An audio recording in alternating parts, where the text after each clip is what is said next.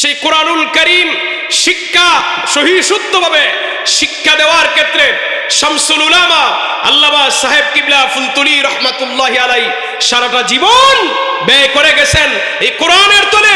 উনার শ্রম দিয়েছেন, উনার বাড়ির সম্পদ দিয়েছেন। আজীবন এই কোরআনুল কারীমের খেদমত চলবে।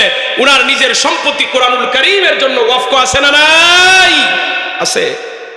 সম্মানিত হাজির, এত বড় কোরবান বাংলার ইতিহাসে অন্য কারো দ্বারা সম্ভব নয় যে কোরআনুল কারীমের খেদমতের জন্য, কোরআনুল কারীমের খেদমতের জন্য সাহেব বাড়ি ফুলতুলির যে অবদান, সাহেব বাড়ি ফুলতুলির যে কোরবান, বাংলাদেশে দ্বিতীয় আর কোথাও দেখাতে পারবেন না।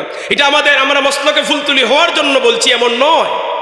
আপনি নিরপেক্ষভাবে আপনি একটু গবেষণা করে দেখেন, চিন্তা করে দেখেন, সারা বাংলাদেশে ঘুরে দেখেন যে বাংলাদেশে অন্য কোন জায়গায় কোন পীর সাহেবের দরবারে, কোন পীর সাহেবের বাড়িতে কোরআনুল কারীমের খেদমতের জন্য এত বড় কুরবান আর আছে কিনা দেখবেন, খুঁজে পাওয়া যাবে না।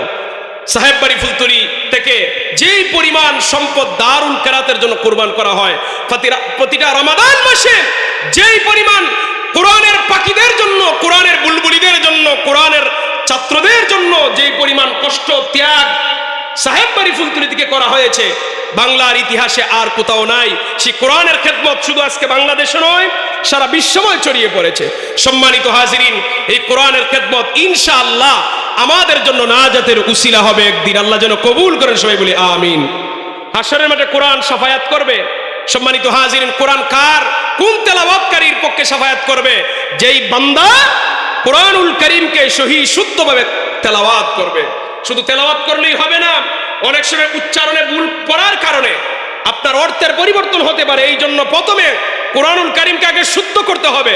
শুদ্ধ করার পরে যখন আপনি পড়বেন, আপনি যখন বেশি বেশি কোরআন তেলাওয়াত করবেন, এই কোরআন আপনার পক্ষে শাফায়াত করবে, এই কোরআন আপনাকে সুপারিশ করবে।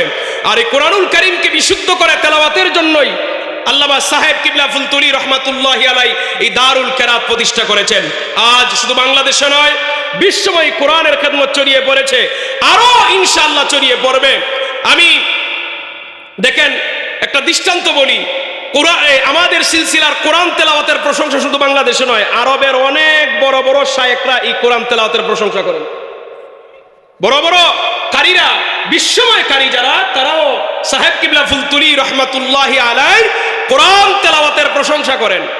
আমি এক নালায়েক, আমার ওদমের তেলাওয়াত একজন আরবের শায়েখ শুনছিলেন, শুনে অনেক দোয়া করেছিলেন বাইতুল্লাহতে, কাবাগরের পাশে। গত বছরে, আগের বছর আমি ওই যে রবিউল আউয়াল মাসে উমরা করতে গেছিলাম, তো বাইতুল্লাহর ভিতরে দেখি, কাবাগরের মসজিদুল হারামের ভিতরে দেখি একজন শায়েখ কোরআন তেলাওয়াত শুনতেছেন। বড় শায়েখ, এখানে অনেক মানুষ বসে ধারাবাহিকভাবে কোরআন তেলাওয়াত শুনেন। তো আমি গিয়ে বললাম তেলাওয়াতের জন্য, উনি বলেন ঠিক আছে অপেক্ষা করো, বাকিদের শুনি তারপরে শুনবো। উনি আমাকে চা খাওয়াইলেন। উনি নিজে একটা চায়ের ফ্লাক্স নিয়ে আসছেন আর একটা কফির ফ্লাক্স, বড় বড় দুইটা ফ্লাক্স নিয়ে আসছেন। কেউ যারা কফি চায় কফি দেন, যারা চা চায় তাদেরকে চা দেন। উনি আমার চা খাওয়াইছেন, তারপরে বলেন সূরাতুল ফাতিহা, মানে সূরা ফাতিহা তুমি তেলাওয়াত করো আমাকে বললেন।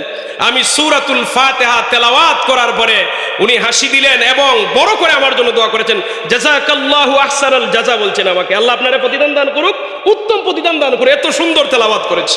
সম্মানিত হাজিরিন, আমাদের সিলসিলার এই তেলাওয়াত বিশ্বময় ছড়িয়ে পড়েছে।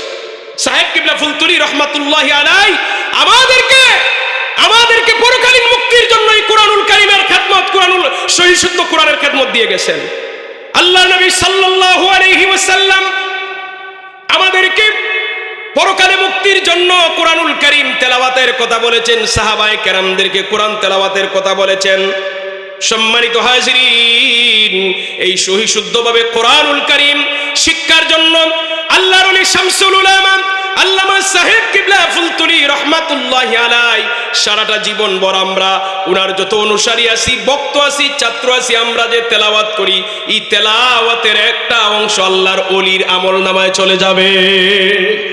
এত বড় খেদমত উনি চালু করে গেছেন। আল্লাহ তাআলা যেন আমাদের পীর ও মুর্শিদ এই কোরআনুল কারীমের খেদমতকে কবুল করেন। সবাই বলি আমিন। দুরূদ শরীফ পড়ি, সাল্লাল্লাহু আলা মুহাম্মাদ সাল্লাল্লাহু আলাইহি